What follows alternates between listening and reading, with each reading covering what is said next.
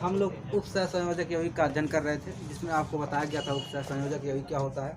उप सहसंयोजक यौगिक में बताया गया था कि वह यौगिक जिसमें एक केंद्रीय परमाणु हो, केंद्रीय परमाणु से लिगैंड इलेक्ट्रॉन युग्म में देकर जुड़े हों, उसे आप कहते हैं उप सहसंयोजक यौगिक। अगर एग्जाम्पल की बात किया जाए तो इस तरह से होता है, जैसे ये आपका K4 हो जाए या फिर Cl6।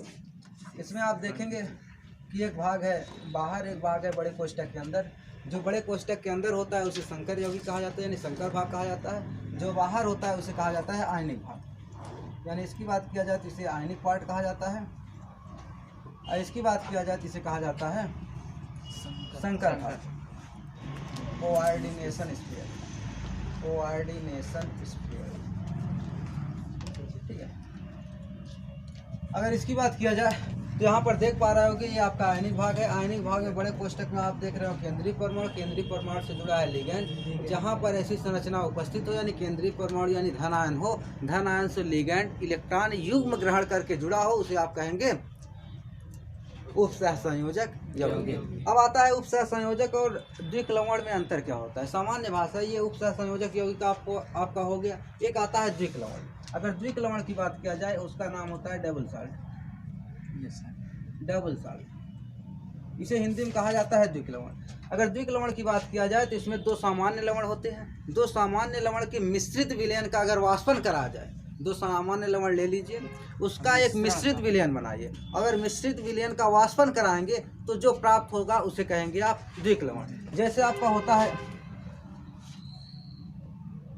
पोटासियम, आप जानते हो पोटासियम किसे कहते हैं? फिटकरी। फिटकरी का सूत्र क्या होता है? K2SO4 Al2SO4 into 24 H2O।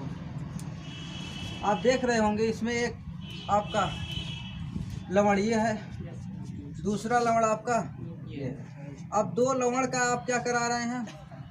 मिश्रण बना रहे हैं। और दोनों लवण का जब मिश्रण बनाएंगे, उसके बाद मिश्रण बनाने के बाद जब इसका वाष्पन करेंगे तो प्राप्त जो होगा उसे कहेंगे आप पोटासियम यानी फिटकरी। इसका अगर मिश्रण बनाएंगे तो उसके मिश्रण बनाने के बाद जब वाष्पन करेंगे तो ये प्राप्त हो जाएगा आपका K2SO4 Al2SO4 का होल थ्राइज, Al2SO4 का होल थ्राइज इंटू 24 H2O। ये आपका प्राप्त हो जाएगा, जिसे आप सामान्य भाषा में फिटकरी कहते हैं।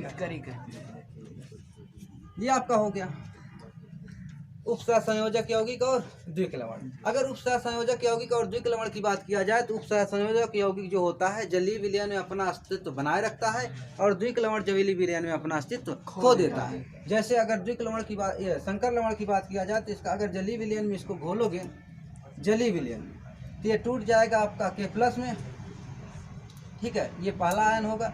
दूसरा आयन टूटेगा आपका या फिर CN6-4, यानी ये जब जलीय विलयन इसका बनाएंगे तो ये आपका टूट जाएगा। ये आयनिक भाग है, ये आपका संकर भाग है, ये टूट जाएगा। लेकिन इसका संकर भाग, इसे कहा जाता है संकर भाग, संकर भाग, ठीक है।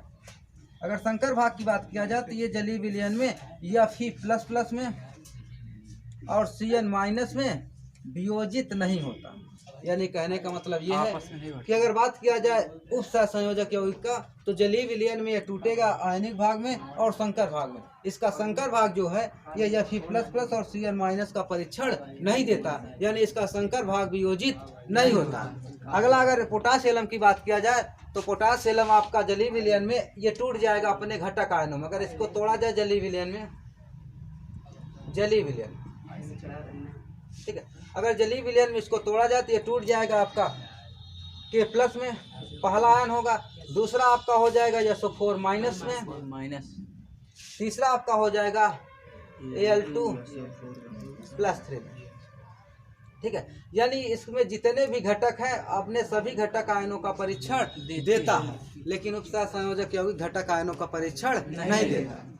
ये आयनिक भाग टूट जाता है, संकर भाग घटक आयनों का परीक्षण नहीं देता, जबकि द्विक्लवण सभी घटक आयनों का परीक्षण देता है। तो संकर यौगिक और द्विक्लवण में आपको समझ में आ गया होगा। कोई सर संकर लवण को कहाँ से कहोगे सर? संकर लवण की अगर बात किया जाए, ये संकर लवण है, संकर लवण नहीं, परिभाषा पूरा आता है उपसह संयोजक यौगिक किसे कहते हैं। उपसह संयोजक यौगिक की बात किया जाए तो वह यौगिक जिसमें एक केंद्रीय परमाणु लिगैंड द्वारा इलेक्ट्रॉन युग्म ग्रहण कर उपसह संयोजी बंध द्वारा जुड़े होते हैं, उन्हें आप सहसंयोजक यौगिक कहते हैं। ठीक है, आगे चला जाए। अगर उपसह संयोजक यौगिक की बात किया जाए तो ये बहुत अधिक संख्या में जंतुओं में, पौधों में और खनिजों में पाए जाते हैं। जंतुओं में जैसे कहा जाए आपका आयरन जो होता है, आयरन जानते होंगे आप लोग। आयरन आपका उपसह संयोजक यौगिक, फिर नहीं देखा आपने, केंद्रीय परमाणु आयरन ही होता है उपसह संयोजक यौगिक में। ये जो आपका हीमोग्लोबिन होता है, हीमोग्लोबिन का जो निर्माण होता है उसमें आयरन की महत्वपूर्ण भूमिका होती है, यानी हीमोग्लोबिन जो होता है आयरन का उपसह संयोजक यौगिक होता है। इसी तरह से अगर पौधों में मैग्नीशियम की बात किया जाए तो मैग्नीशियम आपका जो होता है उपसह संयोजक यौगिक। क्लोरोफिल जो होता है वो मैग्नीशियम का उपसह संयोजक यौगिक होता है, यानी जो मैग्नीशियम की भूमिका रहती है उपसह संयोजक यौगिक बनाने में। ठीक है, अगला बात किया जाए तो इसकी टर्मिनोलॉजी की बात किया जाता है। टर्मिनोलॉजी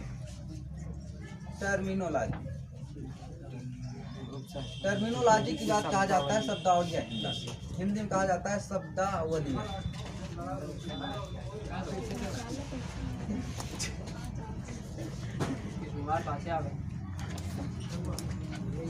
अगला आपका है शब्दावलियाँ। शब्दावलियाँ की बात किया जाए तो उपसह संयोजक में निम्नलिखित शब्दावलियाँ, कई शब्दावलियाँ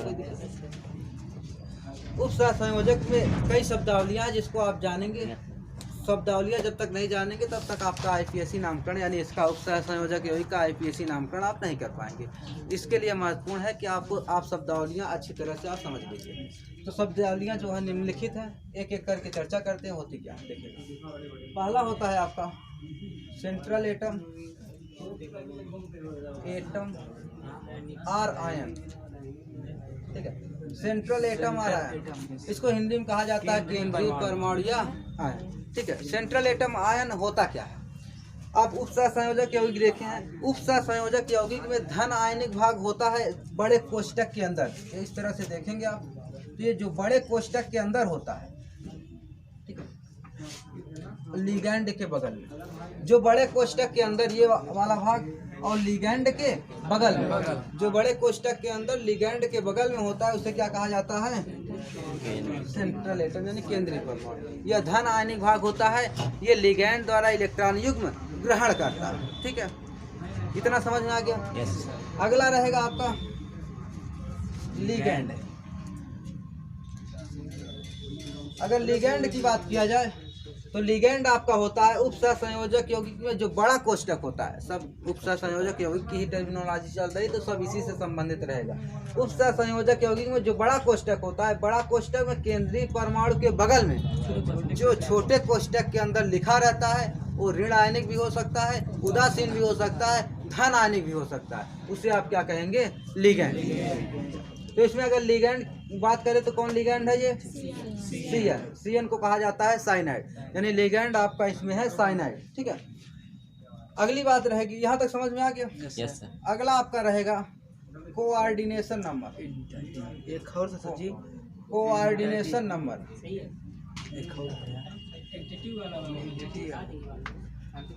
आ जाएगा, आगे पीछे सब आता रहेगा। कोऑर्डिनेशन नंबर को कहा जाता है उपसह संयोजक संख्या। तो उपसह संयोजक संख्या कहते हैं किसको, इसको समझिएगा। उपसह संयोजक में लिगैंड की संख्या को, उपसह संयोजक यौगिक रहेगा उसमें लिगैंड की जो संख्या रहेगी उसे कहेंगे आप उपसह संयोजक संख्या। अब यहाँ लिगैंड कौन सा है, साइनाइड है। साइनाइड की संख्या कितनी है, 6। तो उपसह संयोजक संख्या कितनी होगी, 6। अगर अगला हम देखें, जैसे NiCN का 4, अगर इसमें हम कहें उपसह संयोजक संख्या कितनी है, 4, क्योंकि लिगैंड की संख्या कितनी है, ये लिगैंड है, लिगैंड की संख्या 4 है, तो इसकी उपसह संयोजक संख्या 4 हो जाएगी। इसमें लिगैंड की संख्या 6 थी, तो उपसह संयोजक संख्या 6। यानी जिस परमाणु में, यानी जिस यौगिक में लिगैंड की जितनी संख्या रहेगी उतना ही उपसह संयोजक संख्या होगी।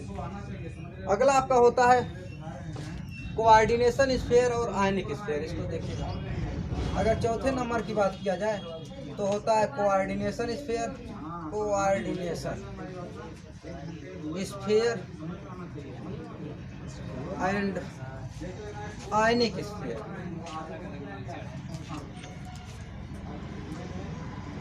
कोऑर्डिनेशन स्फीयर और आयनिक स्फीयर क्या होता है? कोऑर्डिनेशन स्फीयर को कहा जाता है उपसहसंयोजक मंडल और आयनिक स्फीयर को कहा जाता है आयनिक मंडल। यानी उपसहसंयोजक मंडल और आयनिक मंडल होता क्या, इसको समझिएगा। उपसहसंयोजक यौगिक में जो बड़े कोष्टक के अंदर लिखा रहता है उसे कहा जाता है उपसहसंयोजक मंडल, और बड़े कोष्टक के बाईं ओर लिखा हो या दाईं ओर लिखा हो, बाईं ओर लिखा रहेगा तो भी उसे आयनिक मंडल कहेंगे, और दाईं ओर लिखा रहेगा तो भी उसे आयनिक मंडल कहेंगे। देख लीजिए, अगर इसकी बात किया जाए तो ये जैसे है, ये आपका उपसहसंयोजक यौगिक है। इसको जब आप जलीय विलयन में, जब इसको जलीय विलयन में डालेंगे तो ये टूटेगा आपका किसमें, 4 के प्लस में, प्लस या फिर CN6 -4, ठीक है, ये टूट गया। अब आप देखेंगे कि ये उपसहसंयोजक यानी बड़ा कोष्टक वाला भाग है, ये बड़ा कोष्टक किस तरफ है, तो आपको बताया गया जो बड़ा कोष्टक होता है उसे क्या कहा जाता है, कोऑर्डिनेशन स्फीयर यानी उपसहसंयोजक मंडल। तो इसे कहेंगे आप उपसहसंयोजक मंडल, उपसहसंयोजक मंडल, ठीक है। इसको कहा जाएगा आयनिक मंडल, आयनिक मंडल। अब अगर हम इसकी बात करें तो इसमें तोड़ने की आवश्यकता नहीं पड़ेगी, आप ऐसे ही समझ जाओगे, ठीक है। ये बगल वाला भाग है, इसे आप क्या कहेंगे, आयनिक मंडल, आयनिक मंडल। इसे क्या कहेंगे, उपसहसंयोजक मंडल, मंडल, ठीक है। अगला अगर हम देखें, जैसे अगला हुआ आपका CuH2O का 4 SO4। अगर इसमें हम बात करें उपसहसंयोजक मंडल और आयनिक मंडल का, तब ये वाला क्या हो जाएगा, इसे कहेंगे आप उपसहसंयोजक मंडल, क्योंकि यह बड़े कोष्टक के अंदर है, ये बड़े कोष्टक के बाहर है, तो इसे क्या कहेंगे, आयनिक मंडल, ठीक है। कोई समस्या यहाँ तक समझने में, यहाँ तक समझने में कोई समस्या नहीं हुई हो, ठीक है। आगे चलते हैं।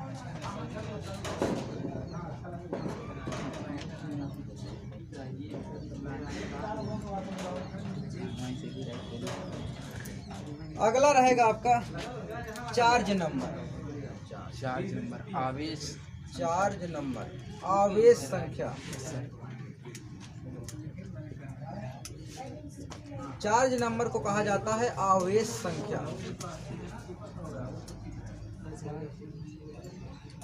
चार्ज नंबर को कहा जाता है आवेश संख्या। आवेश संख्या होती क्या है समझिएगा। ये अगर हम उपसहसंयोजक यौगिक की बात करें तो इसमें क्या होता है, एक होता है आपका आयनिक मंडल, एक क्या होता है आपका उपसहसंयोजक मंडल। आयनिक मंडल आपने समझ लिया कि बड़े कोष्टक के जो बाहर होगा, चाहे दाईं ओर हो चाहे बाईं ओर हो, उसे आप आयनिक मंडल कहेंगे। जो बड़े कोष्टक के अंदर होगा उसे उपसहसंयोजक मंडल कहेंगे। अब चार्ज नंबर आवेश संख्या होती क्या है। चार्ज नंबर उपसहसंयोजक यौगिक में उपसहसंयोजक मंडल, उपसहसंयोजक मंडल पर उपस्थित आवेश संख्या को, नहीं, आवेश को आवेश संख्या कहते हैं। यानी ये उपसहसंयोजक मंडल आपका हो गया। अब इस पर जो आवेश रहेगा उसे कहेंगे आवेश संख्या। अब इस आवेश को निकालोगे कैसे, आप तो समझ गए कि उपसहसंयोजक मंडल पर जो आवेश रहेगा उसे आप आवेश संख्या कहेंगे। यानी ये बड़े कोष्टक के ऊपर जो आवेश रहेगा आप आवेश संख्या कहोगे। अब इसको निकालोगे कैसे। अगर इसको निकालने की बात किया जाए तो केंद्रीय परमाणु पर जो आवेश होगा, जो लिगैंड पर आवेश होगा, दोनों का बीजगणितीय योग कर दीजिए, जो आएगा उसे कहेंगे आप आवेश संख्या। ठीक है, निकाल लीजिए। अब इसके लिए अगर आवेश संख्या की बात किया जाए तो इतने के निकालना है। यहाँ आयरन की ऑक्सीकरण संख्या की बात किया जाए तो आयरन की ऑक्सीकरण संख्या यहाँ कितनी है, +2। ठीक है, तो उसके बाद प्लस आप करेंगे आयरन साइनाइड की ऑक्सीकरण संख्या -1 6 है, 6 का गुणा कर दीजिए। अब इसको गुणा करिए इसमें तो हो जाएगा +2 माइनस का इसमें गुणा करेंगे माइनस है, माइनस का 4 आएगा, इसमें कर देंगे तो हो जाएगा माइनस का। समझ में आ गया? यानी आवेश संख्या कैसे निकालेंगे, दोनों का बीजगणितीय योग कर देंगे, जो आएगा वो आवेश संख्या हो गए। यानी इस यौगिक के लिए आवेश संख्या की बात करें तो कितना हो जाएगा, यानी जब इसको जलीय विलयन में आप तोड़ेंगे तो ये बदलेगा 4 के प्लस में प्लस या फिर CN का 6 माइनस, यानी इस पर आवेश संख्या कितनी हो गई, -40। अगर इसकी बात करें इस वाले यौगिक के लिए तो देख लीजिए, इसके लिए अगर बात करें आवेश संख्या की कितना हो जाएगा, कॉपर की ऑक्सीकरण संख्या +2, इसकी +2 कर देंगे प्लस H2O की ऑक्सीकरण संख्या, ये उदासीन अणु है और उदासीन अणु की ऑक्सीकरण संख्या 0 होगी, इसको 0 मानोगे, गुणते 4 ये है ना बगल में लिगैंड की संख्या, तो 4 से गुणा कर देंगे, ये +2 हो जाएगा, प्लस 4 का गुणा करेंगे इसमें तो 0 का 0 ही हो जाता है। ठीक है, कोई दिक्कत नहीं है। यानी इसकी आवेश संख्या कितनी हो जाएगी, +2। अगर इसको वियोजित करोगे तो इस तरह से टूटेगा, ये Cu H2O का 4 +2 प्लस SO4 -1। यहाँ तक समझ में आ गया?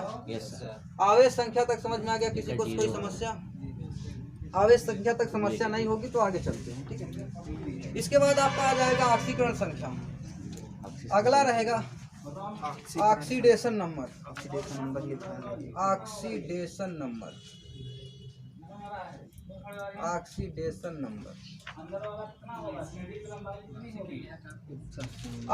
नंबर यानी ऑक्सीकरण संख्या होती क्या है, इसको समझ लीजिए। उपसह संयोजक यौगिक में केंद्रीय परमाणु आप जानते हैं, लिगैंड आप जानते हैं, आयनिक भाग आप जानते हैं। तो अगर हम इसमें कह दें इस वाले में, इसमें केंद्रीय परमाणु कौन सा है तो आप बता सकते हैं? इसमें केंद्रीय परमाणु है कौन सा? Cu। यानी कॉपर आपका क्या है, केंद्रीय परमाणु। केंद्रीय परमाणु पर उपस्थित आवेश संख्या को ऑक्सीकरण संख्या कहते हैं। यानी उपसह संयोजक यौगिक में केंद्रीय परमाणु यहाँ पर कॉपर है, यहाँ पर केंद्रीय परमाणु कौन सा है, आयरन है।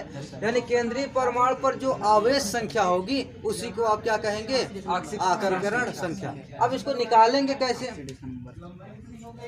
इसको अगर निकालना हो तो निकालेंगे कैसे? अगर ऑक्सीकरण संख्या निकालना हो तो उपसह संयोजक यौगिक में चाहे लिगैंड हो चाहे आयनिक भाग हो, जितने भी यौगिक हैं सबके ऑक्सीकरण संख्या की यानी सबके ऊपर उपस्थित आवेश संख्या का अगर बीजगणितीय योग निकालेंगे तो ऑक्सीकरण संख्या निकल जाएगी। देखिए, अगर हम इसकी बात करें, इसके ऑक्सीकरण संख्या की, तो यहाँ पर इसके आवेश, अगर इसका आवेश ऑक्सीकरण संख्या निकालना है तो इसको x मानोगे, और इसका आवेश यानी इस पर जो आवेश होगा और इस पर जो आवेश होगा, दोनों के आवेश का बीजगणितीय योग निकालेंगे तो आपका हो जाएगा ऑक्सीकरण संख्या। देखिएगा, अगर इसके आवेश की बात करें, ये पोटेशियम है, पोटेशियम की ऑक्सीकरण संख्या सदैव +1 होती है, ये आपका परम सत्य है, कभी बदलेगा नहीं। तो इसको लिख लीजिएगा +1। यहाँ देखेंगे 4 है तो 4 का गुणा कर देंगे। अब आयरन की ऑक्सीकरण संख्या आपको निकालना है, तो जिसकी ऑक्सीकरण संख्या निकालना है तो उसको मानोगे x प्लस साइनाइड की ऑक्सीकरण संख्या होती है -1। 6 है तो 6 का =0। अब इसमें 4 का गुणा करेंगे तो हो जाएगा प्लस ये x है तो x कर लीजिए। अब 6 का इसमें गुणा करेंगे तो हो जाएगा -=। अब यहाँ देखेंगे ये -6 है, यहाँ +4 है, -6 में +4 घटेगा तो हो जाएगा आपका x -2 =। अब इसको इस तरफ भेज दीजिए, x बराबर +2। यानी अगर आयरन के ऑक्सीकरण संख्या की बात करें तो कितना हो जाएगा, यानी आयरन की ऑक्सीकरण संख्या हो जाएगी +2। ऑक्सीकरण संख्या आपको समझ में आ रहा है? Yes sir. आगे हम इसकी निकालते हैं। अगर इसमें ऑक्सीकरण संख्या की बात किया जाए तो देखिए निकालना कैसे है। इसकी ऑक्सीकरण संख्या निकालना है, केंद्रीय परमाणु आपका है तो इसकी ऑक्सीकरण संख्या आप यक्स मान लोगे प्लस H2O है। अणु अवस्था में या उदासीन अणु हो या अणु अवस्था में कोई भी यौगिक हो उसकी ऑक्सीकरण संख्या सदैव 0 होती है। तो ये जल है तो इसकी ऑक्सीकरण संख्या 0 हो जाएगी। 4 है तो 4 का गुणा कर देंगे, अपने नियम से ही करना है, प्लस करेंगे। SO4 होता है, इसकी ऑक्सीकरण संख्या जहाँ भी लिखा रहता है आप देखते हो SO4 माइनस माइनस लिखा रहता है, यानी इसकी ऑक्सीकरण संख्या -2 हो जाएगी इक्वल टू 0। ये यक्स आप लिखिए, ये 4 का 0 में गुणा करोगे तो 0 हो जाएगा। ये -2 है तो ये -2 कर दीजिए इक्वल टू 0। अब यक्स को उस तरफ भेज दीजिए, यानी यहाँ कॉपर की ऑक्सीकरण संख्या कितनी हो जाएगी +2। ऑक्सीकरण संख्या आपको समझ में आने लगा। जैसे अगला हो जाए K2 Ag, इसमें 4 का ये जो हाँ सही है, नहीं सही आप समझ रहे हैं। इनका कहना है कि इसमें SO4 जो लिखा है इसमें 4 का गुणा नहीं हुआ है, तो ये जो SO4 होता है पूरे SO4 का होता है ऑक्सीकरण संख्या माइनस पूरे SO4 का होता है, ठीक है। तो अगर पूरे SO4 का होता है तो इसका 4 का गुणा इसमें नहीं होता, ठीक है। अगला है आपका जैसे K2 Ag हो जाए,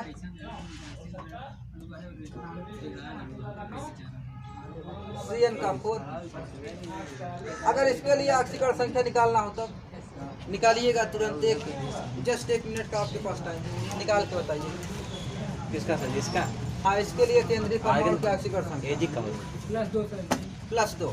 इतना फास्ट निकालना स्टार्ट कर दिया, हम सोचे नहीं थे इतना फास्ट निकालो। और किसी का? सबका यही आंसर आ रहा है? Yes sir. ठीक है, आगे चलिए देखिएगा, जिसका नहीं आ रहा हो देख लीजिए। अगर पोटेशियम की बात किया जाए तो प्लस इसकी 1 हो जाती है गुणित 2 प्लस करोगे Ag का निकालना है, इसको यक्स मानोगे प्लस इसकी CN की होती है -1। 4 का गुणा है तो 4 का गुणा कर दीजिए इक्वल टू हो जाएगा आपका 0। अब इसका इसमें गुणा कर दीजिए, हो जाएगा कितना प्लस यक्स, इसका इसमें गुणा करेंगे तो हो जाएगा -4 इक्वल टू, अब इसमें से इसको घटा दीजिए तो -2 हो जाएगा। X -2 equal to x equal to क्या हो जाएगा,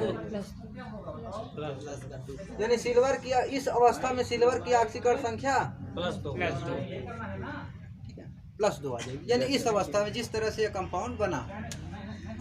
ऑक्सीकरण संख्या में किसी को समस्या कोई नहीं है, तो आगे चला जाए, कितना लिख लीजिए उसके बाद आगे।